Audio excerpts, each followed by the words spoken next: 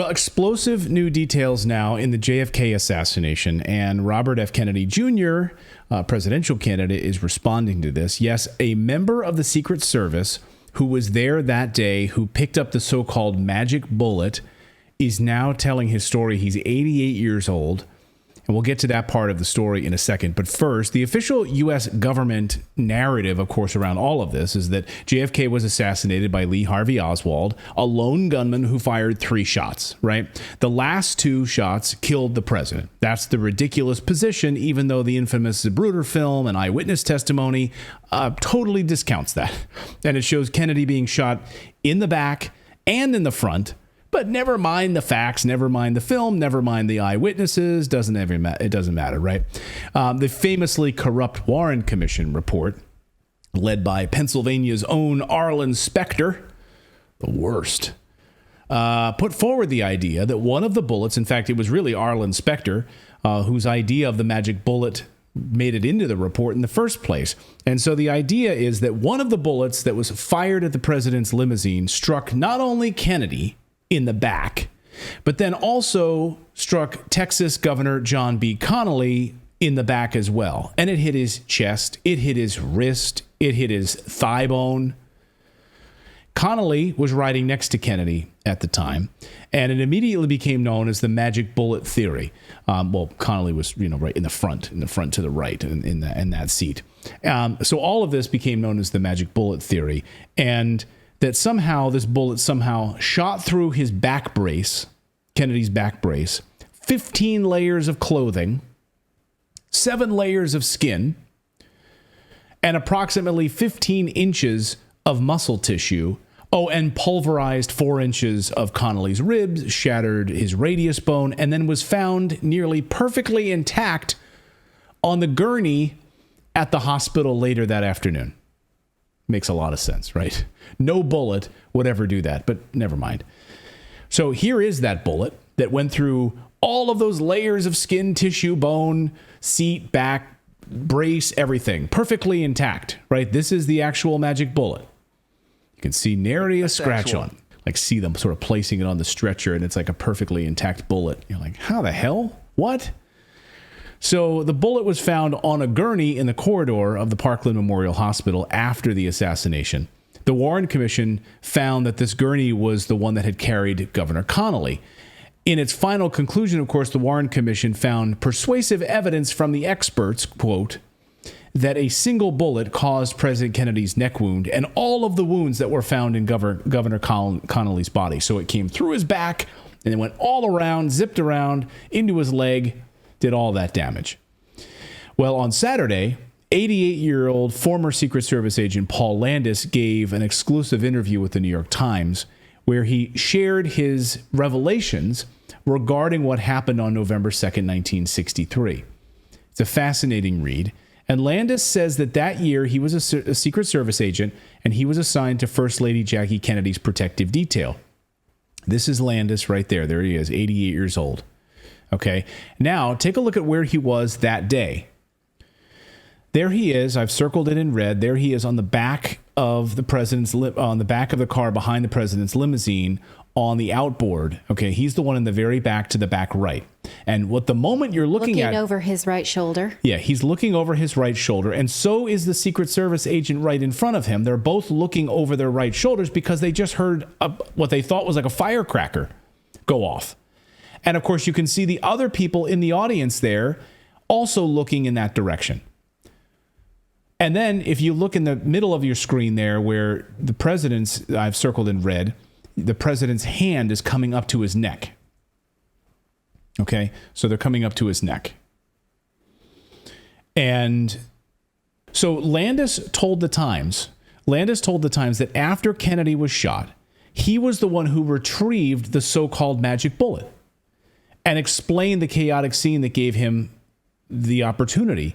The New York Times did. So there was nobody there to secure the scene, he says, and that it was a big, big bother to me. All the agents that were there were focused on the president, he said. A crowd was gathering, he says. This was all going on so quickly. And I was just afraid that it was a piece of evidence, and that I realized right away, very important, and I didn't want it to disappear or to get lost. So it was. Paul, you've got to make a decision, he's saying to himself. And so I grabbed it.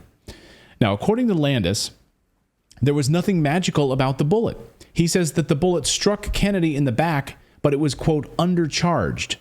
And then it popped back out before the president's body was removed from the limo. It never touched Connolly. So it went through the president's back and right into the fabric of the limousine. It never hit Connolly, therefore it was never a magic bullet. Landis went on to tell the Times that while he had always viewed Oswald as the lone gunman, he's no longer sure about it. So once they reached the hospital, Mr. Hill and Mr. Landis then coaxed the distraught First Lady out of the back seat, according to the New York Times. Let her go, please. Let go of your husband. We need to take him inside to see if we can save his life. After they exited the car, that's when Paul Landis noticed 2 bullet fragments in a pool of bright red blood here in the back seat of the limousine. And he picked up one of them. He fingered one of them, but he put it back down, he said. He didn't pick it up and put it in his pocket. But that's when he said he noticed the intact bullet in the seam of the tufted dark leather cushioning in front.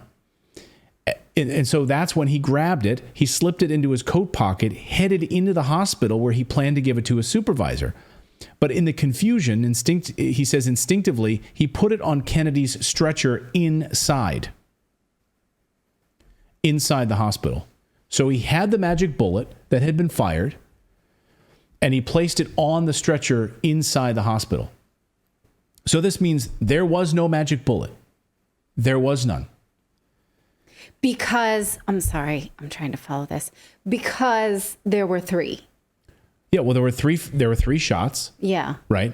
The idea all along is that, no, this one bullet, this one that came from, because the whole idea of the magic bullet is that there was never a shot from the front, right? It was a lone gunman from behind. Yeah. It was Oswald 6 floors up in the book depository firing this shot, these 3 shots. Sure. Ba-boom, ba-boom, ba-boom. Like he fired that quickly. That's the narrative. That's the official narrative. Yeah. So for there to have been, so the magic bullet had to have come from him. Yeah. Right. And then no front shot could have come from anywhere because that other person didn't exist. There's only one person. Okay. There's only one person, and he's up there. So this means there was no magic bullet, and the bullet that passed right through Kennedy's back lodged itself into the seat. It never hit Governor Connolly. And he pulled it out of the fabric, and that's the reason it was in such great condition. Nothing magic about it. It didn't go through the 2 men. Mm-hmm. Another revelation, Mr. Landis says, is he was never interviewed by the Warren Commission. One thing about this. Hold on. Did you hear me? He was never interviewed by the Warren Commission. He was literally on the back of the limousine, and they didn't interview him about what he saw, about what he heard, about the bullet that he pulled out of the frickin' limo. Can you let that sink in for a second? I mean, don't you think there might have been protocol even back then to not touch the crime scene, not touch the car? I mean, we didn't have DNA testing back then, right? So we're going to pick up bullet casings, I guess. I don't know. But he described the scene as so chaotic that he felt the need to sort of preserve the crime scene. It's what he was describing this interview, that it was like they just pulled the limos up and they ran into the hospital and there was no protection around the vehicle at all. So he felt compelled to try to preserve some of the crime scene. That's what he says in this interview. Okay. And make the point one more time about what the president's doing by holding his neck. Well, yeah, maybe we can put up that photo again if you want, the black and white. I'm zooming into it and I'm just trying to see. Okay, so on the back, here you see Landis back there circled in red, okay? Yeah. And then you see circled in there in the center is the president holding his hand, bringing his hand up famously, okay, when he sort of slumps forward.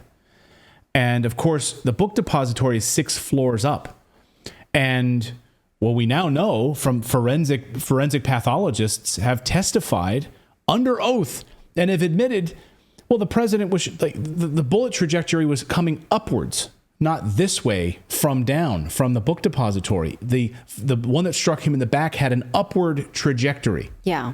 Right, as Cyril Wecht writes in his great book about the forensics of this, it's upward trajectory. So how does it come from a 6-floor book depository if it comes this way into his back? There's another hand holding his hand. Do you see that? Well, yeah, I'm not really sure. but in that photo. Boy, I wish they had an iPhone. That's a grainy photo. But anyway, it's amazing. There he is looking over his shoulder to what he describes as hearing a firecracker, which he hoped was a firecracker, he said, which he immediately found out in a moment's notice it wasn't. And then, of course, Secret Agent Hill jumps up on the back of the hood and gives a thumbs down, letting everyone know that the president has been shot. Thumbs down means he's shot. So, I mean, can you imagine? He was never interviewed by the Warren Commission. How the hell does that happen? And now RFK Jr. tweeted this out yesterday. He says, the magic bullet theory is now dead. This preposterous construction has served as the mainstay of the theory that a single shooter murdered President Kennedy since the Warren Commission advanced it 60 years ago under the direction of the former CIA Director Allen Dulles, whom my uncle fired. The recent revelations by JFK's Secret Service protector Paul Landis have prompted even the New York Times, among the last lonely defenders of the Warren report, to finally acknowledge its absurdity. So the relationship, of course, between the CIA and the mob, and how this was ordered at the highest levels, and how the CIA ordered the killing of JFK, we now know that. Yes, that this was an inside job of the highest order. James Fetzer is arguably one of the best researchers on the JFK assassination, which we'll get to in just a second. But here is Robert Kennedy talking about how this corruption was there, and the president was going to dismantle the CIA at the time, and of course was a perfect impetus for him to be assassinated. And my uncle came into office 2 months later. He was fighting his intelligence apparatus and his military because they wanted to invade. They wanted to do the Bay of Pigs. He was totally against it, and he let them roll over him. And in the middle of the Bay of Pigs, he realized they were lying to him, and he realized the function of the intelligence agencies had become to provide the military-industrial complex with a constant pipeline of war. And he came out during the middle of the night during the Bay of Pigs catastrophe, and he said, I want to take the CIA. Allen Dulles had lied to him, Charles Cabell, Richard Bissell, Louis Lemitzer, Curtis LeMay had all lied to him through their teeth. And he said, I want to take the CIA and shatter it into 1,000 pieces and scatter it to the winds.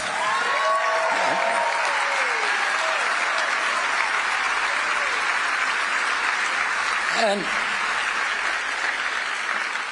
you know, George W. Bush had the same problem. George W. Bush says the worst mistake he made as president was listening to CIA Director George Tenet tell him it was a slam dunk that Saddam Hussein had weapons of mass destruction. And so the neocons and CIA got to go into Iraq and throw out and do regime change. And we got now we've spent $8 trillion. And what do we get for that $8 trillion? Nothing. Worse than nothing. So here's James Fetzer, arguably one of the foremost authorities on this. And he says that the operation was coordinated at the highest echelons of the American government agencies, including the Pentagon, the CIA, the National Security Council, and the Secret Service involved in all of this. Watch. Get this. Jack was threatening to shatter the CIA into 1,000 pieces. He had refused to invade Cuba in spite of the Joint Chiefs' unanimous recommendation. He'd gone ahead and signed an above-ground test ban treaty with the Soviet Union despite their unanimous opposition. He was pulling all of our forces out of Vietnam by the end of 1964. And the chiefs thought he was an obstacle to the fight against international godless communism. They were wrong, but they were limited by their own failure to understand the world in a comprehensive way, as did JFK. So someone in the chat pointed out that, and I think they're referencing, so Lord Sterling says this documentary proves the magic bullet is possible. It was recreated. So what he's referring to, if I'm not mistaken, is the 50th anniversary recreation. There during the 50th anniversary, they did a recreation of this magic bullet. And the idea was that they were able to say that it was possible.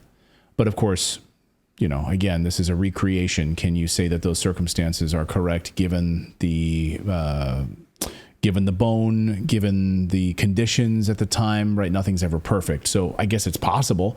But what I'm making the point now, and what I think Paul Landis, the Secret Service agent, is making the point is that the magic bullet did not happen.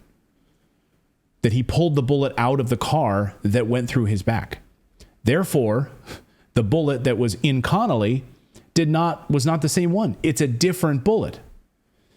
And of course, if you even dive more deeply into it, and if they had actually done an autopsy by people who had ever done an autopsy before, but they didn't, they wouldn't allow the doctor at Parkland Memorial to actually do the autopsy. They picked him up by his armpits, lifted him aside, and basically told him, you're not doing the autopsy. Then they took the president's body back to Washington, D.C., and two people who'd never done an autopsy before with a gunshot wound did the autopsy.